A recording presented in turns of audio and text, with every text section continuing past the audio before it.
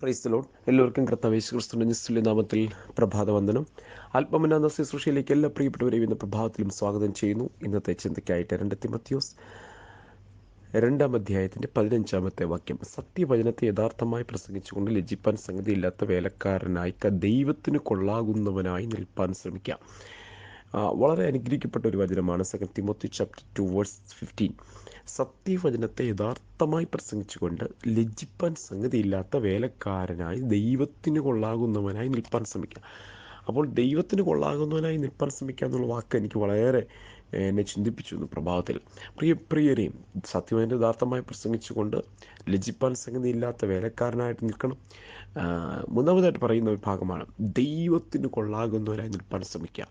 ഈ ലോകത്തിൽ നമുക്ക് ജീവിതത്തിൽ ഏറ്റവും നമ്മൾ ശ്രമിക്കേണ്ടതും അല്ലെങ്കിൽ നമ്മൾ തീരുമാനിക്കേണ്ടതും നമ്മൾ ചെയ്യേണ്ടതുമായ പരമപ്രധാനമായൊരു കാര്യം അതെന്താണെന്നറിയാമോ?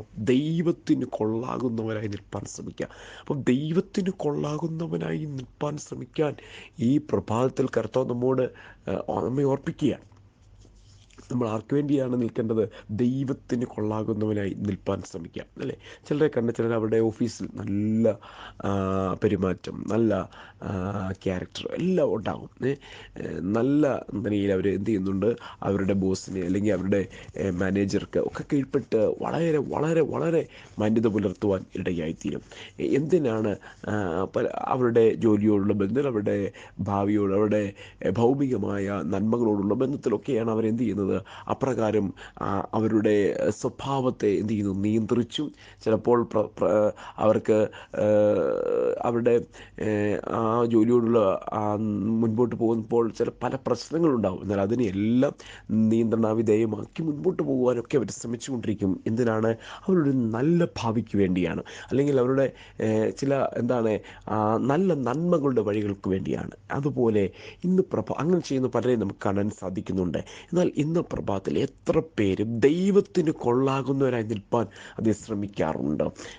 അത് നമ്മുടെ ക്രിസ്തീയ ജീവിതത്തിൻ്റെ അനുഗ്രഹീത ഭാവിക്ക് ഉതകുവാൻ, അതല്ലെങ്കിൽ അനുഗ്രഹിക്കപ്പെട്ട ഒരു ക്രിസ്തീയ ജീവിതം പുലർത്തുവാൻ പ്രിയപ്പെട്ടവരെ നമ്മെ ഇടയാക്കും. നാം കർത്താവിന് കൊള്ളാകുന്നവരായി നിൽപ്പാൻ ശ്രമിക്കണം. ഇന്ന് നിങ്ങളായിരിക്കുന്ന സ്ഥലത്ത്, ജോലി സ്ഥലത്ത് മാത്രമല്ല, വീട്ടിൽ മാത്രമല്ല, നിങ്ങളുടെ യാത്രയിലല്ല, നിങ്ങളായിരിക്കുന്ന രാജ്യത്ത് മാത്രമല്ല, നിങ്ങൾ എവിടെയാണോ അവിടെയെല്ലാം ദൈവത്തിന് കൊള്ളാകുന്നവരായി നിൽക്കണം. ദൈവത്തിന് കൊള്ളാകുന്നവരായി ഞാൻ നിൽക്കും. ഇന്ന് പ്രഭാതത്തിൽ നിങ്ങൾ ഓഫീസിലേക്ക് യാത്ര ചെയ്യുക, നിങ്ങൾ ഡ്യൂട്ടിയിലേക്ക് പോവുക, ഡ്യൂട്ടി ചെയ്തുകൊണ്ടിരിക്കുക. ദൈവത്തിന് കൊള്ളാകുന്നവനായി ഞാനും എൻ്റെ കുടുംബവും നിൽക്കും. Praise the Lord. നമുക്ക് എത്ര പേർക്ക് അങ്ങനെ ഒരു തീരുമാനം ഇന്നെടുക്കാൻ സാധിക്കുന്നു? അങ്ങനെ ദൈവത്തിന് കൊള്ളാകുന്നവരായി നിൽപ്പാൻ കഴിഞ്ഞാൽ നാം അനുഗ്രഹീതരായിത്തീരും. പ്രാർത്ഥിക്കാം. പരിശുദ്ധ പിതാവേ, വചനത്തിനാണ് സ്തോത്രം. എല്ലാവരെയും അനുഗ്രഹിച്ച് ബലപ്പെടുത്തി ശക്തീകരിക്കണം. പ്രാർത്ഥന കേട്ടുകൊണ്ട് സ്തോത്രം. യേശുവിൻ നാമത്തിൽ തന്നെ ആമേൻ. കർത്താവ് നമ്മെ അനുഗ്രഹിക്കട്ടെ. God bless you in Jesus.